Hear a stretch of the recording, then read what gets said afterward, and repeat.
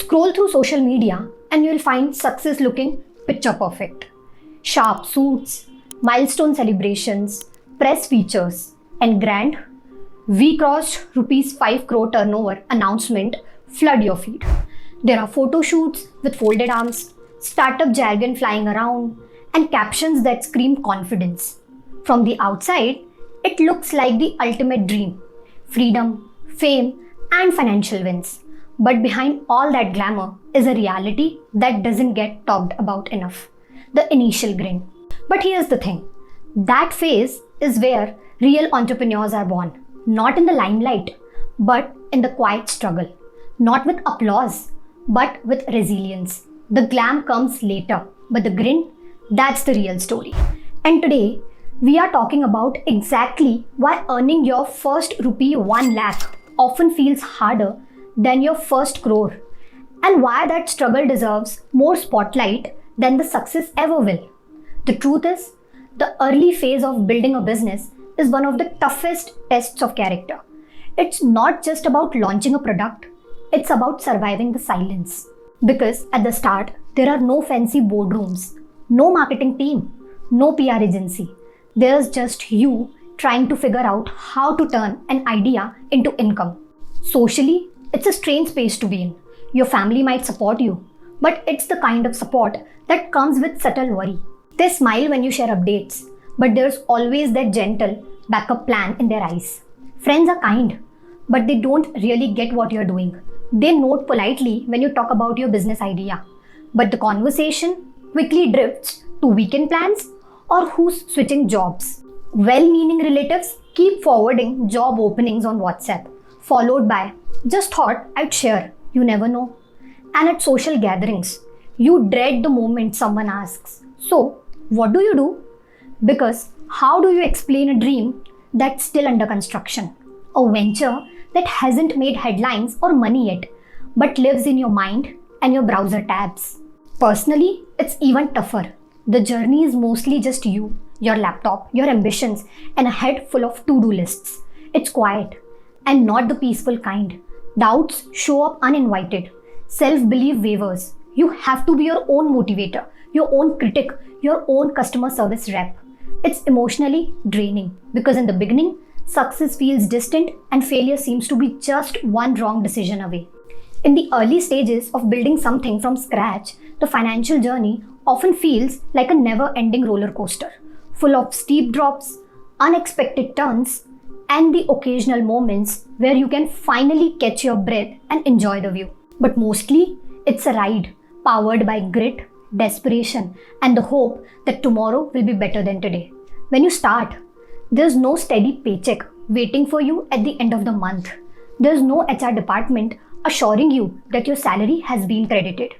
You look at your bank balance not with certainty, but with anxiety, wondering how to stretch your savings for another month while still investing in your dream. Every rupee counts, and even small decisions like whether to buy a slightly better mic for your product video or whether to pay for a website plugin starts to feel weightier than they should. At this stage, there's no marketing budget. There's only a mental spreadsheet of trade-offs. Should I run Instagram ads for rupee 200 this week or save that to ship the next order? Should I hire someone for design or just DIY the poster even if it looks like clip art from 2008? You often find yourself negotiating with vendor like a street market veteran, trying to shave rupee 3 off every courier charge, bargaining for discounts on packaging tape, or praying that your domain provider doesn't auto-renew before you have arranged the funds. Invoices from platforms, suppliers, and logistic partners pile up, while customer payments are still processing. The struggle isn't just about lack of funds, it's about unpredictability. Some days, a random bulk order lands in your inbox and you feel like you have made it. Other days, there's a radio silence and you begin questioning if this was a huge mistake. You will have months where sales touch 5 figures and then weeks where not a single order comes in. The inconsistency messes with your confidence and your mood starts swinging with your balance sheet.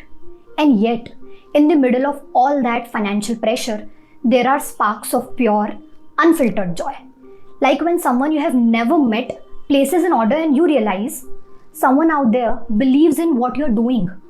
Or when you get your first repeat customer. Or when a rupee 499 payment notification lights up your screen and you do a silent, awkward celebration in your room. Because that rupee 499 isn't just money, it's validation. It's in those moments, tiny as they are, that you feel rich. Not in money, but in meaning. Because every rupee earned at this stage is not just revenue, it's proof that your idea has life. The shift from struggle to stability in a startup's journey doesn't come with a grand announcement or a sudden jackpot. It creeps in slowly, almost unnoticeably, through a series of small wins, refined processes, and internal growth. It's not marked by a dramatic transformation, but by quiet changes. An order that doesn't take days to arrive. A payment that hits your account without you having to chase it down. A customer that comes back not because of an ad, but because they actually liked what you built.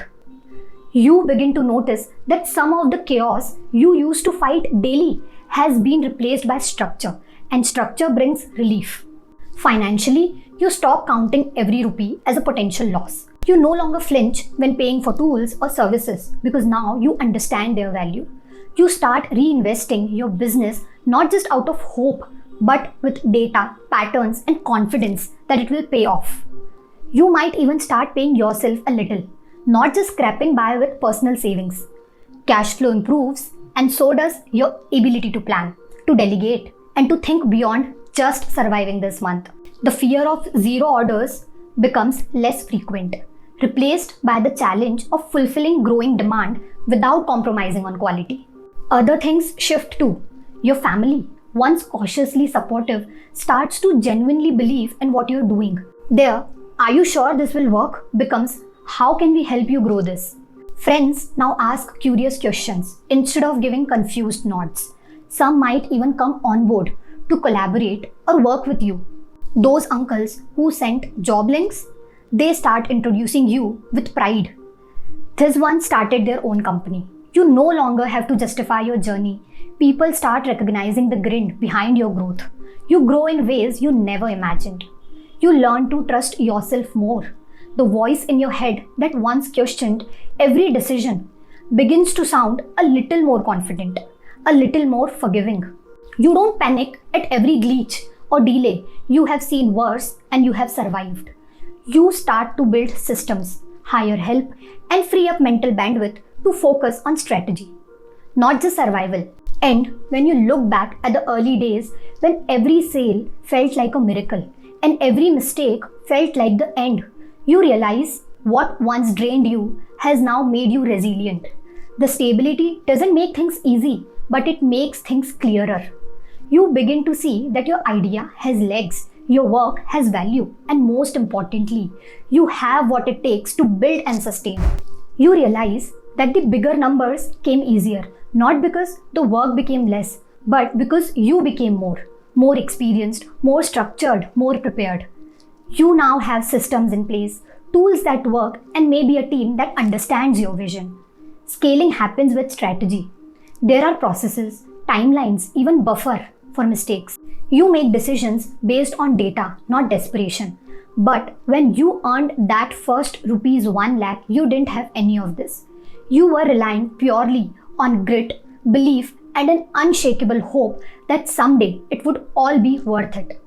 Once success sets in, that initial madness turns into reflection. You stop seeing those early failures as setbacks. You start seeing them as the foundation. The fact that you sent 100 cold emails and only got 2 replies, that taught you persistence. And as the zeros in your bank balance grow and your business starts looking successful to the world, you come to a deep and humbling realization.